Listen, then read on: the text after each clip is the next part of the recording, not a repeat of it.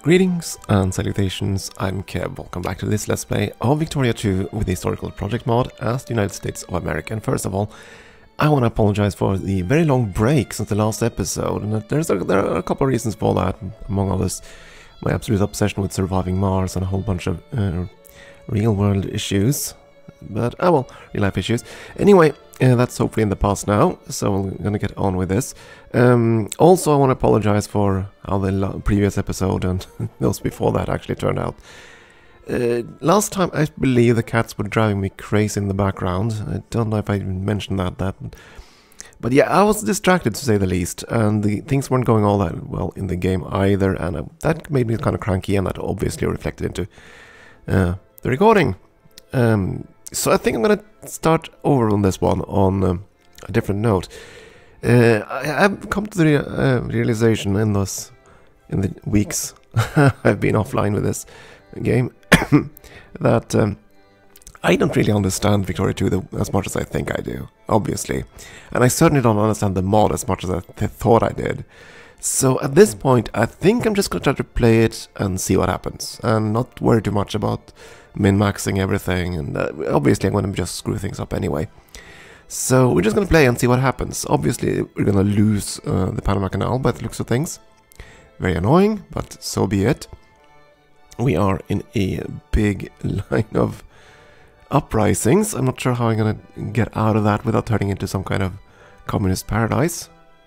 And so on and so forth. I don't know if we'll ever get strong enough. I don't think we'll ever be strong enough to actually defeat England, the United Kingdom, because I think, I could be wrong here, as far as I remember, in vanilla, don't they split out India as a separate nation?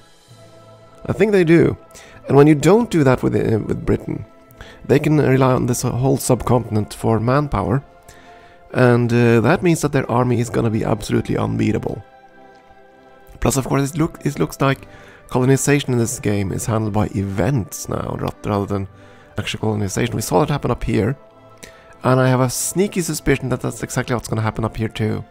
That I won't actually get the chance to try to grab a few of these provinces. They'll just be filled in by events. Which makes it even more annoying that we lost Alaska, but I will. I mean, we've seen the whole fill-in thing go on in South America, so... and we'll see how things go. So, on we go. Onwards to disaster. If nothing else, I'll get an impression of what the Scramble for Africa is actually like with this mod. Anyway, crash. Who gives a darn about Natalia? That's one of those miners down here, right? Yeah, we don't care. Carlist Spain still has those rebels, and they're never gonna get rid of them. Never. Never ever gonna get rid of them. Anyways, we're restructuring our armies because we had some losses. I mean, I obviously screwed up this game big time. Oh my, did the Conservatives lose power? Interesting. Yeah, I obviously screwed up this big time since I still have the Confederate cores. And that's gonna cause all kinds of fun things, I suspect. Did I not switch out those Dragoons? I didn't. Yeah, I don't think we're gonna bother with it. It's fine. Gonna leave them be and see what happens.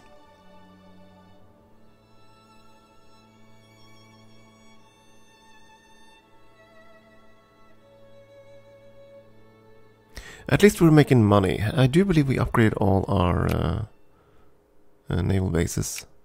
We also started building 1 billion forts. Right, that's what we were doing. Spending all our money building forts.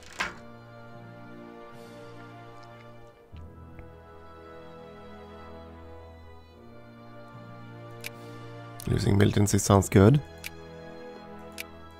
Could I build a fort everywhere?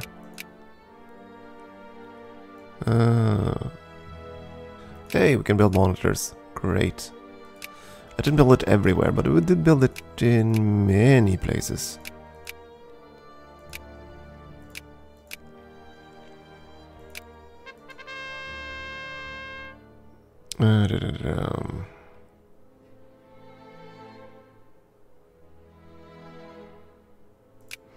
I'd rather be conservative than reactionary, I think. Do I want to keep building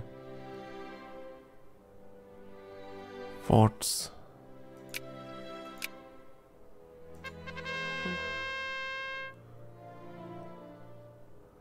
Okay. Whoa. Oh, right, we were having a scandal with the Democratic Party, weren't we? Or the, was it the Democratic Party that was in charge? The Burman Democrats, there we go. Okay, so national scandal will be removed, you lose prestige, gain plurality, but immediately have to hold an election. Yeah, okay, fine. Do I want to just keep building forts? Yeah, why the hell not? Are we ever going to be attacked? Who knows? I doubt it.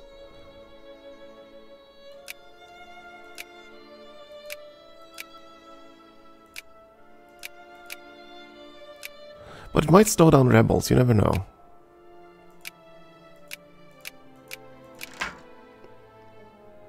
Factory stinks, yeah, sure. Lose consciousness, gain consciousness. Sure. Oh, we can pass reforms already. Yeah, that's the thing. We're now in a cycle of very, very angry folks. Let's see. I believe the strongest movement is the one for the school system, right? No, it's not. It's actually the minimum wage one. Oh.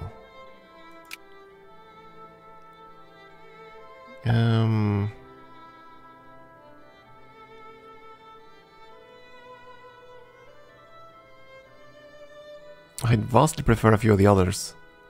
Like the better healthcare one for more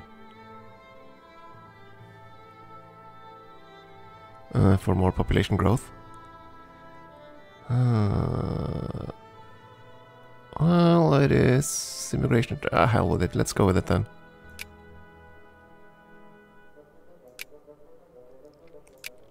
Should kill the strongest movement, so with any luck, we'll start placating all these rebels. I mean, I have enacted the wrong reforms, or not the reforms they wanted a couple of times, and that has sort of had a side effect in that they get kind of cranky. Since they didn't Since they did not get their reform passed.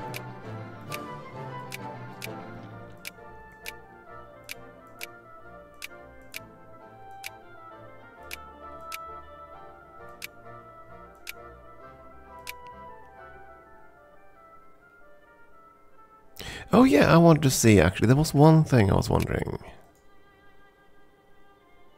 Not Costa Rica. What are you? Oh, you're hostile to them. That's fine. Not Costa Rica. There we go. Ah, not Costa Rica, I say. There we go, Panama. Dang it, didn't I pause? Thought I paused, damn it. Oh boy. Which party do we want in power?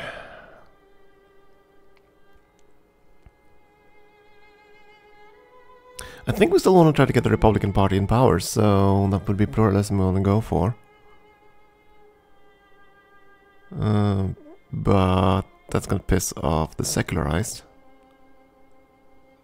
I'm gonna have to do that. Anyway, I want to see, can I justify on Panama?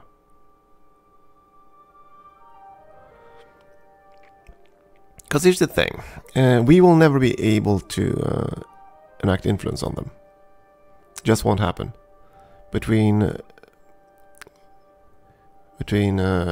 England and France, we just won't get in there. So I want to see if I could just justify a war on them. Unfortunately, I don't know if we can actually conquer them.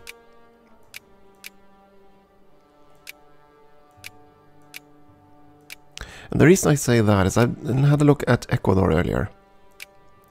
Ecuador is just in the same state, right? They have, or same situation. They are a one-state country. But when I look at the justification of wars, I don't have what I need here. I don't have... actually, why would we do a conquest?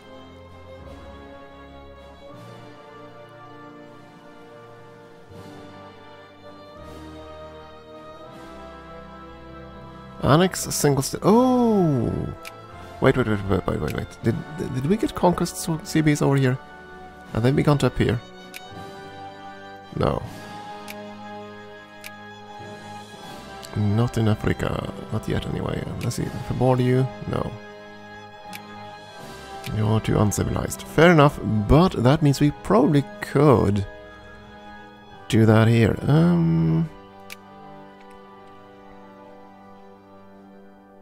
I mean, that's one way to secure the territory. It would work. Might not be the best approach, but it would work.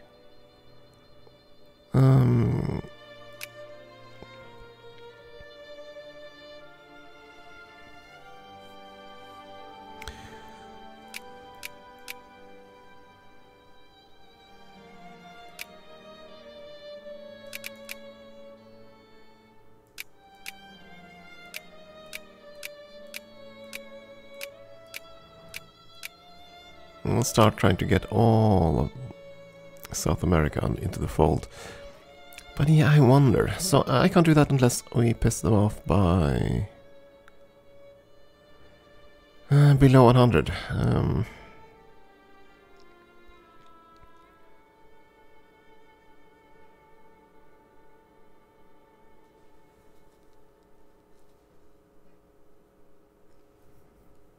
We might be better off trying to do that, actually.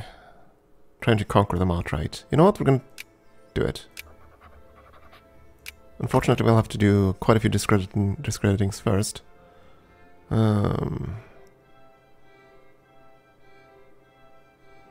May of 75. Hell, let's try it. Yeah, they did not like that. Oh my, you dared send a single diplomat to Canada. Get out. And this is why I don't like the system, as I mentioned before, I think. It's just kind of difficult for a human player to keep up with the AI in this diplomacy system. Anyway, no gaining militancy. Ah.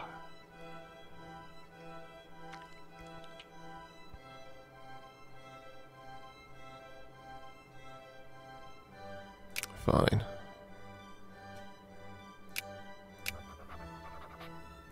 I need to do this 4 times at least. Probably more. Austria-Hungary. Well, I am not sure I want to be your friend.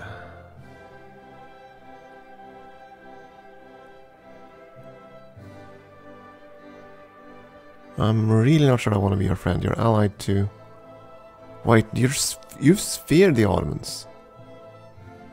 Oh my.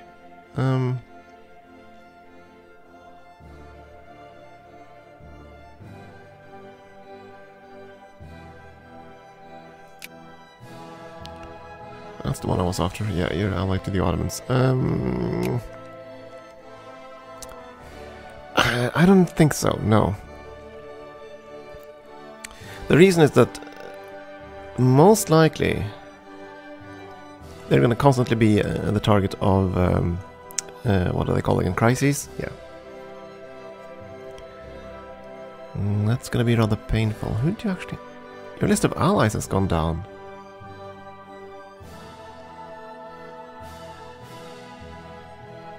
Wait, are they no longer allied to... Huh. Weren't they allied to Russia earlier? Could have sworn they were, but they're no longer that. This is starting to look interesting. Basically, we have the World War II factions already. Germany, Italy, UK and France, Russia. Well, I suppose Austria hasn't quite yet made up their mind yet, but I don't know. Of course, it doesn't matter. You are so weak, I think, that... Well, weak and weak. You're stronger than me. None of us can match them. Germany is way strong. Russia is an absolute nightmare. You know what? I'm just gonna keep my head down. decline. I'm gonna hope for a big war on the in Europe. That would be the best thing for us.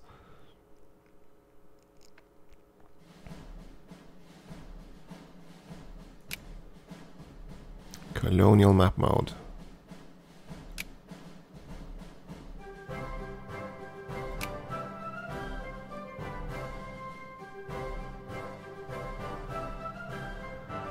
Yeah, that life rating thing. Yeah, that next tech can't happen until 1980 at the earliest in the mod. It's gonna take a while before that happens. But what I wanted to do was this migration. I wanted to see immigration attraction. Might have to kill these states so they stop attracting immigrants. They should come to us only. And they're fleeing mostly the east now. Not so much Britain anymore. Oh well.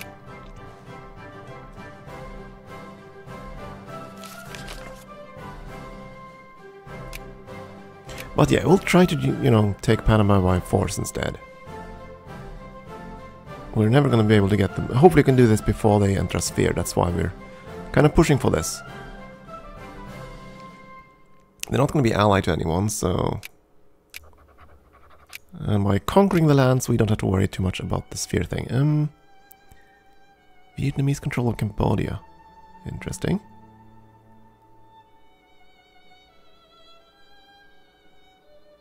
We discovered ironclads. Good, so now we have all the ships.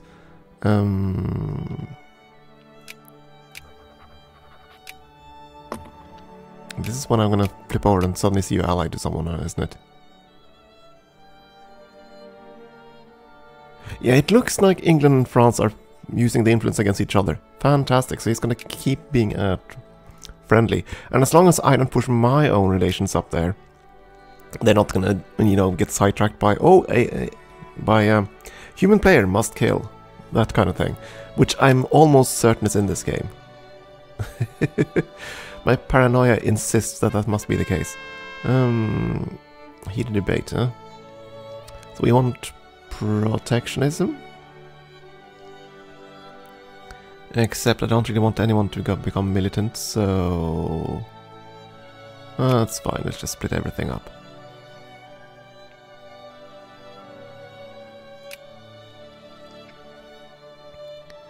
Maybe I should use the money for ships instead then.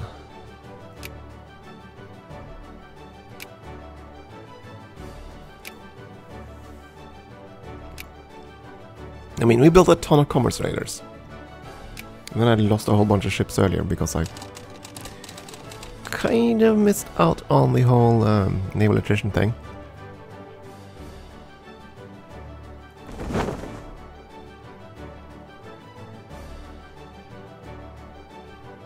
Yeah, we lost a whole bunch of transports. This fleet is pretty crap. I need to rebuild that. 94 commerce raiders. And the reason I'm thinking about ships right now is that they do add colonial power.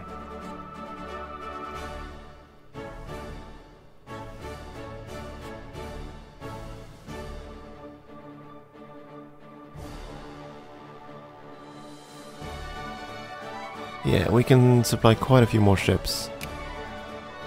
So that ain't a problem.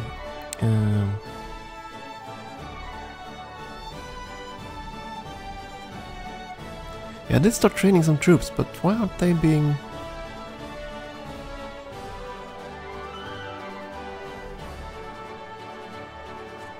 Oh dear, are you telling me that I can't actually buy military goods? Because that's kind of bad. Don't I have a factory for this? Yeah, we have small arms factories, we have... The hell?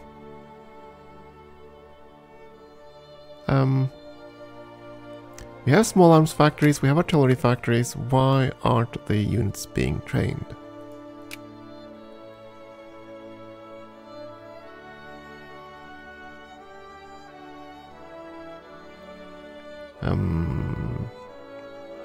Why aren't they being trained? Let's see. The budget seems fine. Do I have some kind of don't buy thing?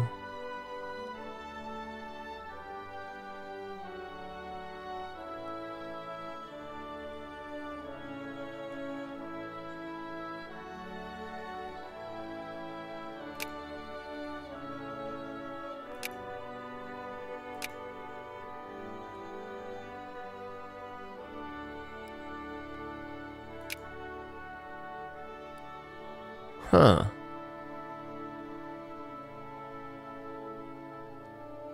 Curious. You're buying it into the national stockpile. As far as I can tell here. So that ain't it either. What the hell?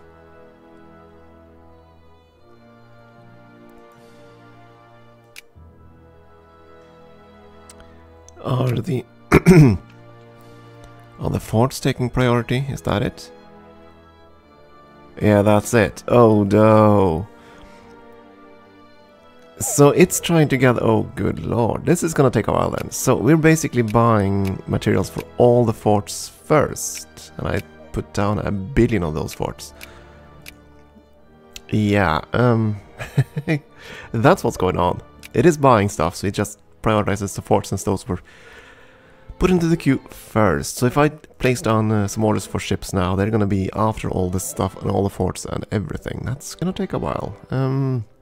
Anyway, I still want to have a look. Maximum speed 18. Because I never quite understood how this works in Victoria 2. I must be quite blatantly honest with this.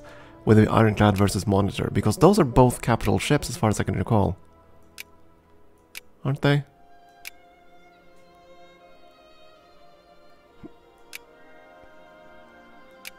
Attack 21, attack 16. Hull 10, hull 15. Same firing range.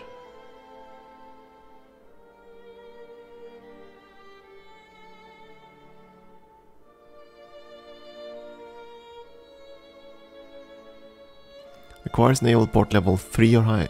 Good lord.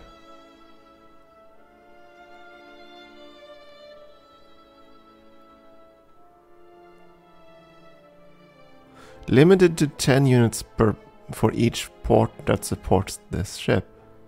Okay. But there's no limit on that. What the hell?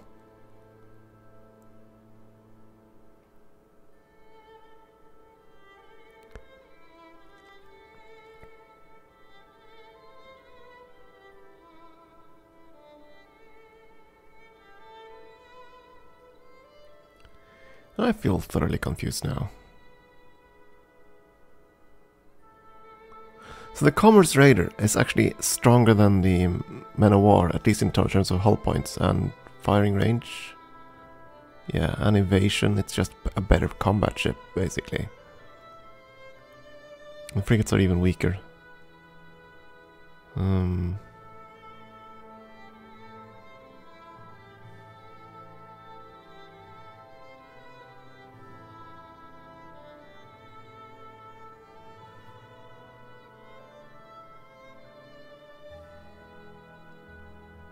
Okay, so this one has a lot more hull points, but less attack. It is slower. That kind of confused me. Isn't the Ironclad based on the Merrimack and the Monitor on the Monitor? Because if I recall correctly, the Monitor was an all-iron ship, right? Which was pretty much... It had a very shallow draft. It was pretty much at sea level because of all the weight. Whereas the Merrimack was an actual ship that was clad in armor plating, I think. Which had sort of the same issues, but it had quite a few more cannon towers. I think. I don't recall. Anyway, this one is limited for each port that supports the okay, I don't quite understand what that limitation is, though. Since there is no limitation on the Monitor.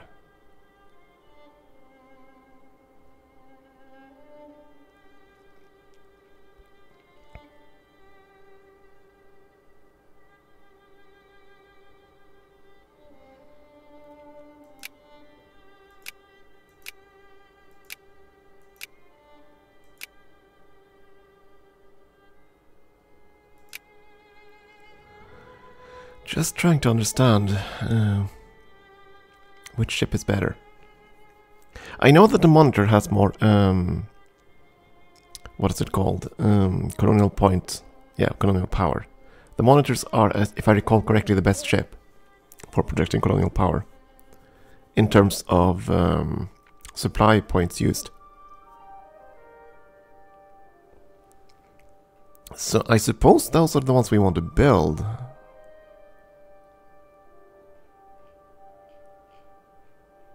So I think we're gonna.